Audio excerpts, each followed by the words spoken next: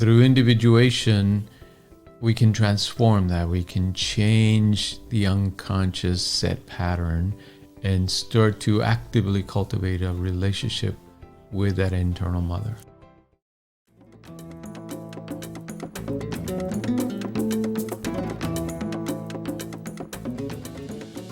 Hello, welcome to another episode of Soul Sessions. I am Deborah Burnt Maldonado. I'm here with Dr. Rob Maldonado. Good to be here. And this is our last of the series on Erickson's psychosocial stages of development.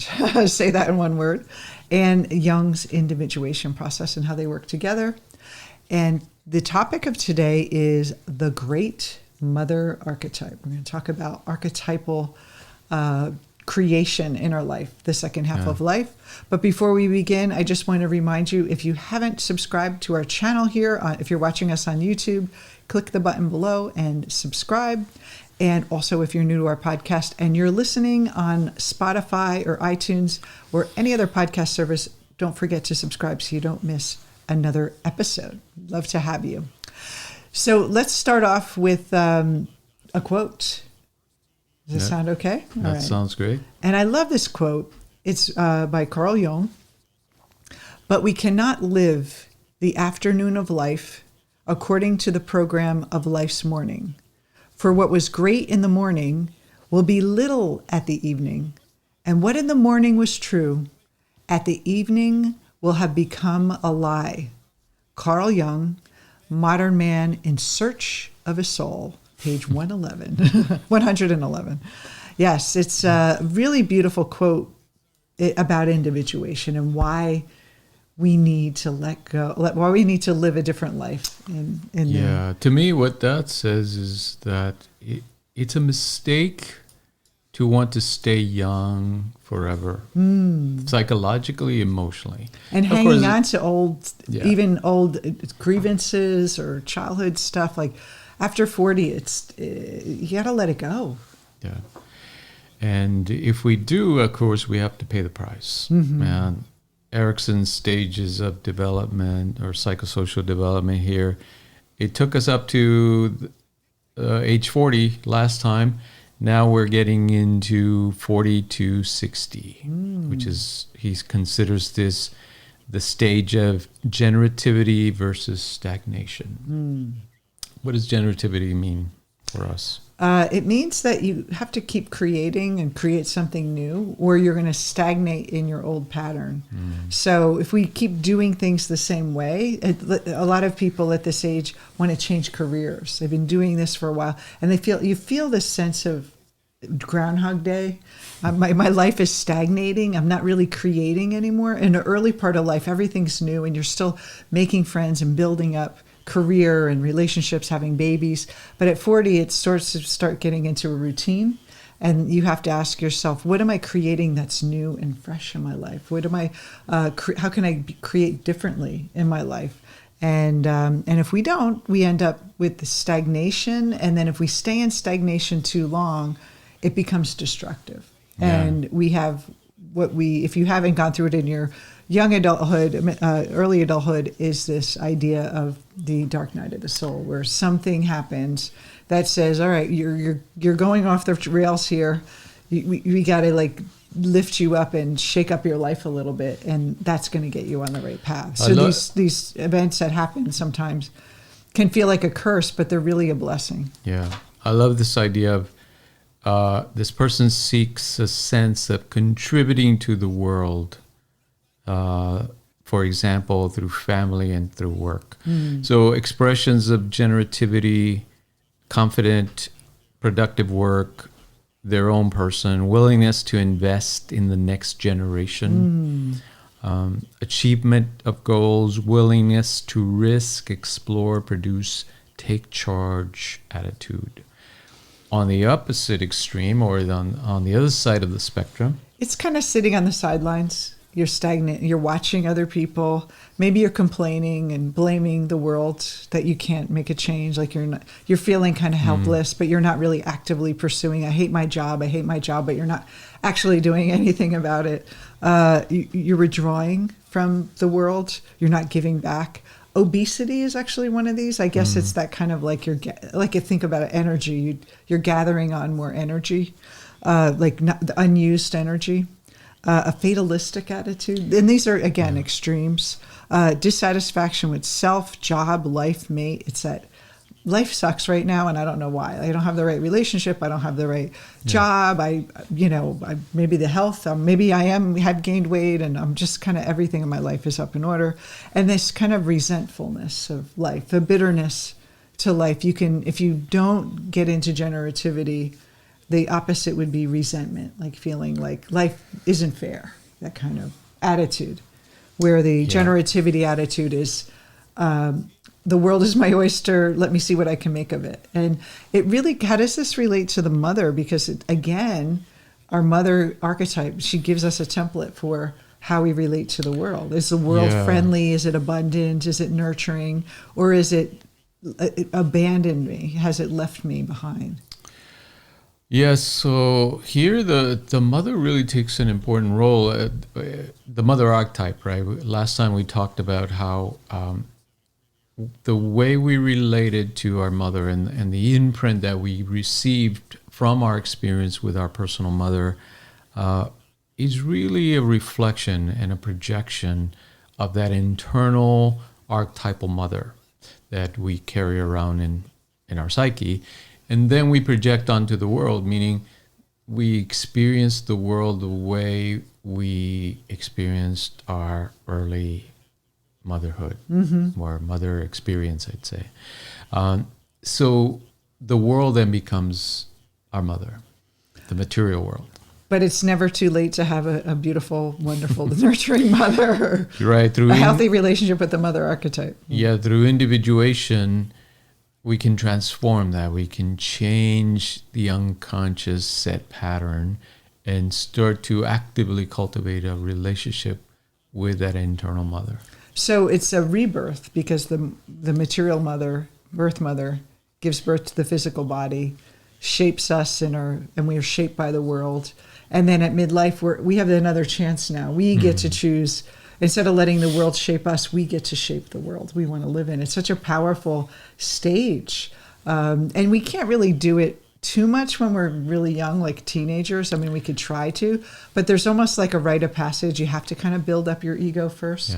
Yeah, you have to get to this stage where you're ready to transcend your early identification as a social creature. Because if you think about what were all these stages leading up to, well, it was the development of the persona, as Jung would say. It was the development of this identity, this career, this sense of yourself as a competent human being that is able to contribute to society. But now these stages that follow, 40, 50, 60, now you're getting into what is the true meaning of your life? What was all this for? What's my purpose? Yes. Yeah. And I love the idea of giving back. Like you're there to invest in the next generation. It's not in early life where it's all about us. It's selfish. Like, let me take from the world, let me get the money, let me get the love and get. And this part of life is what generativity actually comes from. Let me give back. And we can't give back if we don't feel full and abundant ourselves, if we're still taking from the world or feel like the world is withholding from us. It's only comes from that healthy place of the world is, I'm giving out, I'm getting back, and it's this exchange. And it's just like a mother who, feeds you when you're hungry and makes you feel comfortable when you're uncomfortable. It's the same thing as this giving back to the world and making the world your children too, the next generation. Even for me, I never had kids, so I always feel like people that are affected by our work are like my way of giving back to the next generation. They don't have to be my children by birth, but they could be someone who I could help and guide.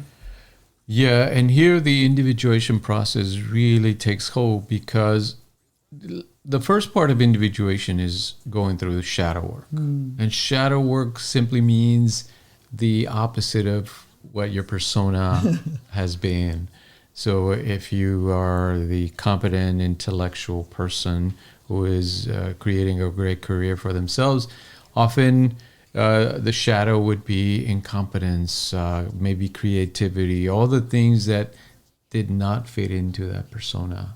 Well, this is something I know for women, that we have this, if we're too attached to our bodies and being young and beautiful and looking a certain way, and then we start getting older and start gaining a little weight or start getting wrinkles, that if we're not whole inside, if we just build our whole life on that persona, the shadow is the old, unattractive person is going to start affecting us in a deeper way. Absolutely. But you notice that is still kind of very personal. Mm-hmm. At the deeper level of individuation, Jung says the archetypes start to play a big role. And the mother archetype is almost always the central archetype that the person undergoing individuation has to come to terms with. So you're saying she's the mother of all archetypes? She's the mother, the great mother, because she's the universal mother. We see it in many mythologies, the devouring mother that you have to confront, Kali, or a dragon is also representative of the Great Mother archetype. Yes. And a lot of people misinterpret it. They think, oh, these images of destruction and they represent nature's wrath and all this. There is something to that, but really what she represents is our mortality, that we have to be able to face that we're not going to live forever in this body, that there's this kind of impermanence to life. And if we don't come to terms with that, we're always clinging to life, and that's kind of a sad way to live the second part of your life. Yeah, to live afraid and never, like for me, moving to Colorado when I was 30, created this other, it was such a big risk for me to leave all my friends, my whole life, and to be out in this new place, starting over a new career. And it brought me so much confidence. It's like every time you take a risk, every time you move yourself out of the old patterns, you really gain a new sense of self, that almost like that everything that you built your persona on, if you're hanging on to the past, it's very fragile. It's very, it's an illusion that it's solid. And then if you hang on too tightly, when those things fall apart in your life, your house or your home or your relationship or your job, all of a sudden you don't have any ground. And so when you find that ground within yourself, you can change all those external things. And that's really that mother archetype, is that this kind of the womb, instead of the emotional womb that we have a spiritual womb that we're in. Yeah. That instead of the early part of life, are shaped by the mother's emotional wombs. Not wound, but womb. And then later in life, it's this other container that we're in that's deeper and more solid and more lasting, universal, unlimited. Yeah, and so one way to talk about it is coming to terms with. But it's more than that. Jung says it's the integration, the full acceptance of your mortality, which liberates you from the prison of your biology. Because otherwise you feel like your life is a tragedy, because you have to let go of everything you built. And you have to let go of your very body, your life, or what most people consider their life. But the transcendence, right? The principle of there's a spiritual element, there's a higher element in human nature that you can cultivate, that you can identify with. So when you think of purpose at this stage, you're really thinking that you're here for a reason versus I'm just existing and I'm going to absorb all the resources I can and take what I want. But they're like, I've been giving a gift of life, and I need to give back to life, and that there's something more profound versus existing. Is that true? And this is where a lot of people create a spiritual practice or start having that spiritual search. They may have had a religion that they were raised in, or rebelled against the religion they were raised in. But this is a time where most people are looking for that spiritual resources within themselves and discovering what they believe about themselves. Yeah, and it is beyond religion because spirituality is not necessarily tied to a religious practice. And it's also beyond belief because, as Jung says, when they ask them, you've worked on these ideas for most of your life, do you believe in God? And he said, I don't believe, I know. In other words, it's about knowing yourself. That's the true self. So not saying affirmations, yes, or thinking positive. It's like a knowing that doesn't have any thought to it. It's beyond thought. It's this a calm and centeredness that is not easily shaken. That's the true self, and we can reach this psychologically, emotionally, developmentally. In other words, it's not just some mystical idea for the few. It is part of our human nature. It's our inheritance. But we have to understand the psychology of it. And that's where Jung's work comes in. It gives us a psychology that addresses that question. What is the true self in us? And then we're going to go to the next level, which is actually late adulthood. After 65, most people retire. That's the retirement age. And you're more reflecting of life. In the 40s to 60, you're still now reinventing yourself, and you feel like, there's a lot time. And this is like, okay, I don't know how much time I have left. I have to come to terms with my life. Are you seeing a sense of satisfaction or failure in your life? That's right. So on the opposite, or on the positive side of the spectrum, it's expression of integrity, pride, content with yourself and your life, still actively thinking about the future, healthy interaction with self-improvement, and self-approving, comfortable living and sharing with others, likes being an example to others, accepts aging process gracefully, and death as part of the life cycle.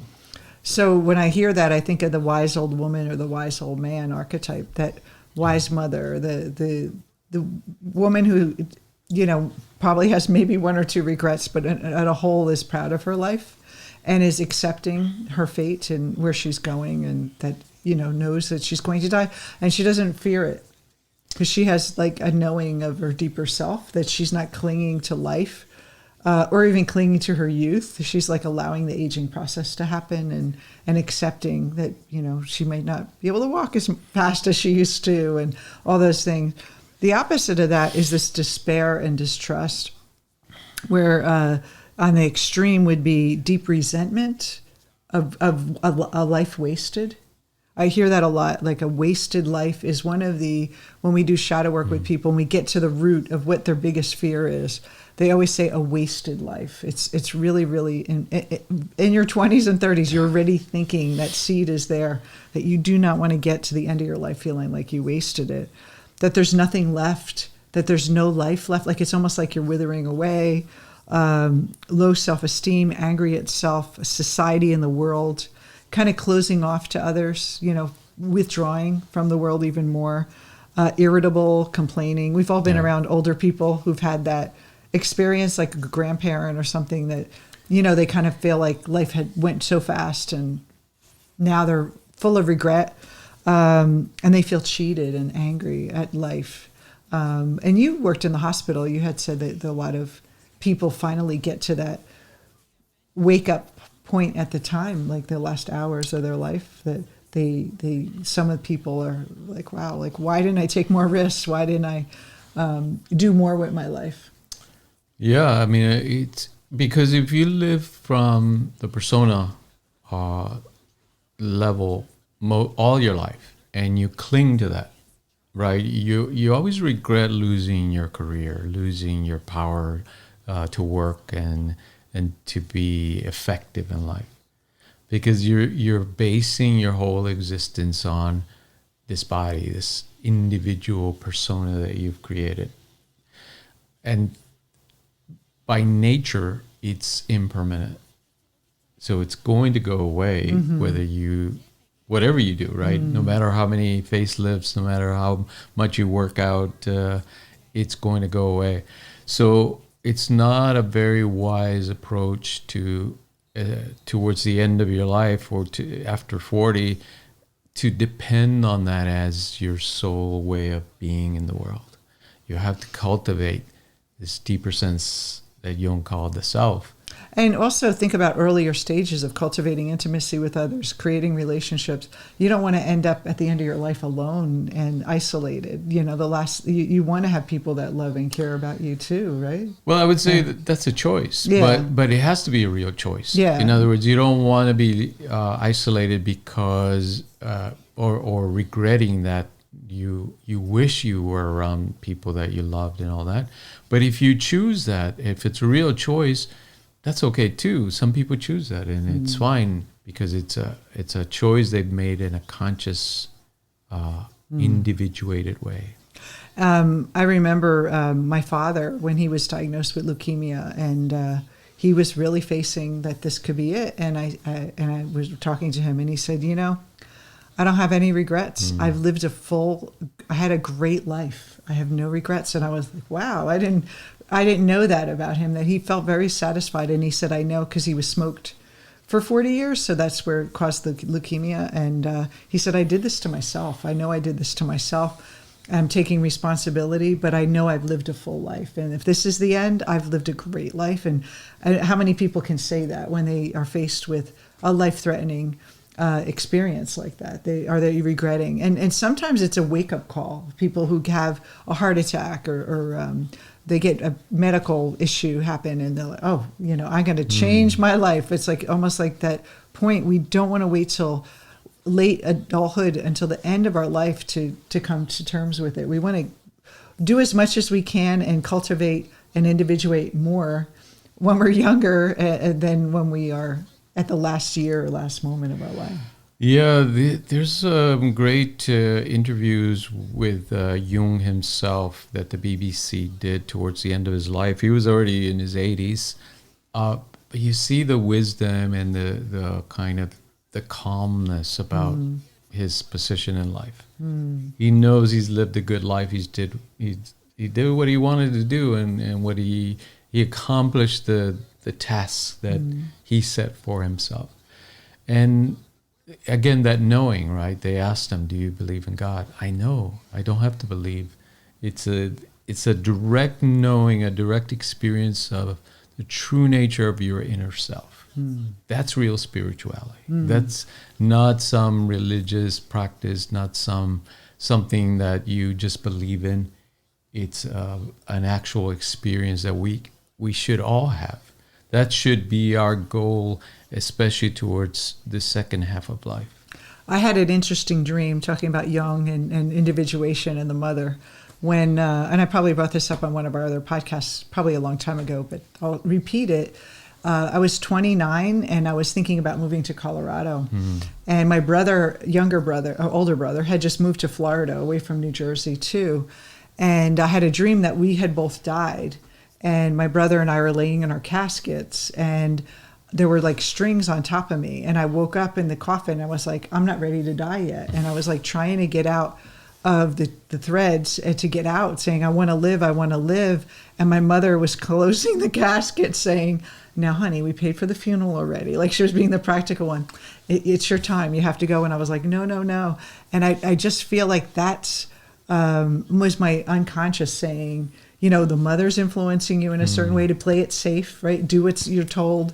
And then I moved across the country, and it was the transformational experience of just lifting out of my little bubble I grew up in and all my childhood friends and going to a completely new place, completely new life. And the dream was like a presenting dream. And so it's always, even at a younger age, our mind is always showing us where we feel trapped. So if you have a dream like that, or dream you're trapped, and you need to get out, it's your psyche saying, let's individuate. It's time to know who you really are. You're not this little girl that you thought you were, this persona that you built up. There's so much more to you. And if you get anything from this series, it's never too late to have a good childhood. It's never too late to start over. It's never too late to have an amazing life. Nothing in the past can limit you unless you believe it can limit you. Absolutely. Yes. So Erickson's work gives us the psychosocial structure of development. But Jung's work gives us the meaning of why are we doing these things and what do they mean to us personally. And we see that there's a process of growth, not only biologically and socially, but it takes us into that realm of what most people call spirituality. But it's really kind of the deeper sense of our true self. That's all it is. And that's what life is for. It's to find the meaning and create our own meaning through this experience that we call our life. And every stage has its challenge, but it's beautiful. And even if you went through the first 10 challenges and didn't succeed, today is the new day. You can start and start reclaiming your trust, reclaiming your desire to have autonomy, let go of shame, have initiative, and start taking chances without guilt, to feel competent in life, feel competent that you can create something, and not in your personality, not building up your ego, but competent, like you said, that there's this deeper part of yourself that you know is what you can rely on. Instead of feeling inferior because you don't fit in with everyone or the world doesn't see you the way you want it to, that you know who you are. And then moving into love and having that identity of that you're lovable. That idea of I'm a lovable person. I'm love and I can receive love and give love in a healthy way. Be able to be intimate and have meaningful relationships. And then, of course, giving back to life. And then at the end of life feeling, I gave it everything I got. I used everything, every gift that I received. The reason I'm here, I found out what it was, and I made it mean something. And I think that's the beauty of this work, that it's never too late, wherever you are, to be reborn. I like that. Yeah. So thank you so much for joining us for this series. We hope you enjoyed it. Please don't forget to subscribe. If you're on YouTube, there's a little button here in the corner. Click on it and you'll get notice of our new episodes. And if you're watching us or listening to us on podcast services such as Spotify, iTunes, and the others, make sure you subscribe and leave a wonderful review if you like, or honest review. All those reviews help us generate more listeners and spread the word of our podcast and this important information that people need to live their best life. Yeah. Thanks for watching. Take care, everyone, and see you soon.